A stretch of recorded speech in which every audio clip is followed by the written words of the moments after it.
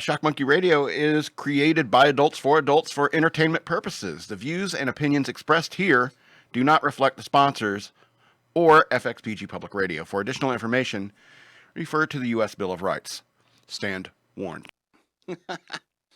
So, wow, 6:30.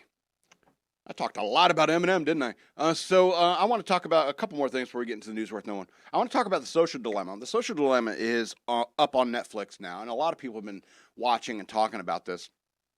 And here's the thing. It's like I was talking about this earlier about the generation that me and Mr. Mathers grew up in. It's like we didn't have all this media at our fingertips. But I remember being a kid and on a rainy Saturday playing Atari, like all day long, seriously, like 12 hours of combat. Imagine that. All right. And I would get up and go to the bathroom and I would have this tunnel vision. I would have I would see like kind of a floating square in my mid distance vision. I'd go to the bathroom. I wouldn't be able to see like in my periphery, because I had been so focused on the little black and white screen that I had when I was playing that Atari back then.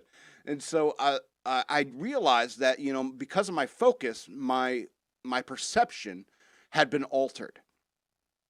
Now, this is a very basic understanding of basically what the social dilemma is about. The social dilemma is about how we have all these distractions at hand these days, and a lot of us are cheating our minds by not reading books, going on a hike, disconnecting from your devices. There's so much entertainment at our fingertips with these things. There is so much. It's unlimited. You cannot watch everything that is out there in any lifetime. You can't even watch one genre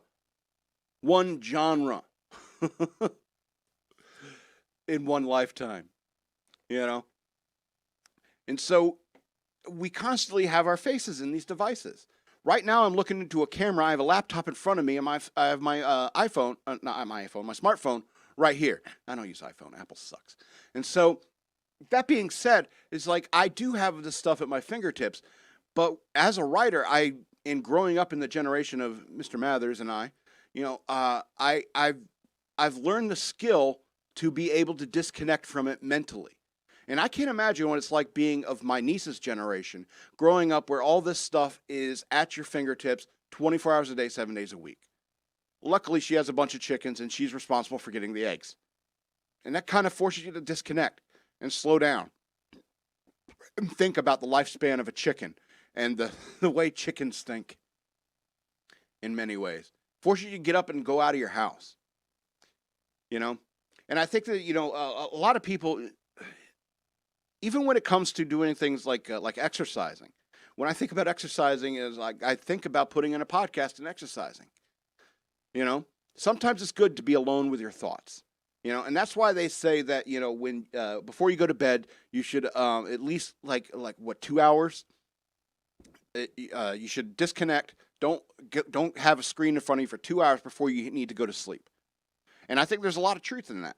You need to disconnect and be alone with your thoughts so that you can sleep. I highly recommend reading.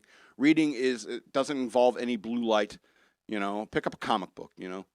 Read a good comic book before you go to bed, and that should be enough time for you to settle your mind down. Because after all, everything that's coming out in this information, all the information we have at hand these days, is a cacophony. It is a blaring noise of digital information. And it's hard for us to suss out what is real and what is true. And that's why this whole concept of fake news sprung out, is because there's so much content out there that a large portion of it is 100% bullshit. Okay? And it's just like CNN. When covering the news 24 hours a day, a lot of it starts to become sensationalized and editorial. Now you have hundreds of networks covering the news 24 hours a day, be it in social media or anywhere else, even on networks. Nobody needs that much information. You need to be discerning about what you put into your mind. And that's kind of the point of the social dilemma. All right, now there's another aspect of the social dilemma thing that I want to talk about a little bit, and that's the aspect of people's determining their self-esteem by their friend count on social media, or the number of likes they get, the number of subscribers, and so forth. It's like, and if you've been to my YouTube channel, you can see that I really don't care. I really don't care about how many subscribers I have. YouTube can shadow ban me all they want. I don't really give a fuck, because my self-esteem is not tied into how many likes I get. It's not tied into how many shares I get. It's not tied into the little thing that YouTube might send me that says that I have X number of subscribers. My self-esteem is not built into how many people like me on social media. In fact, I've never been like that. I preferred having my friends. I preferred having the table of comic book collectors in my lunchroom.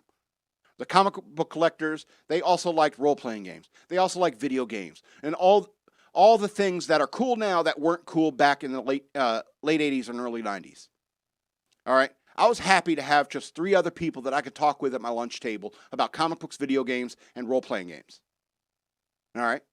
I don't need 800,000 subscribers to feel like I'm a worthwhile person. I know I am a worthwhile person despite my 77 subscribers on YouTube, despite my 1,500 subscribers on RSS feeds. All right? You do not make me who I am. I am who I am. I'm Papa the Sailor Man. I'm sorry. I felt that was a good place to end, so.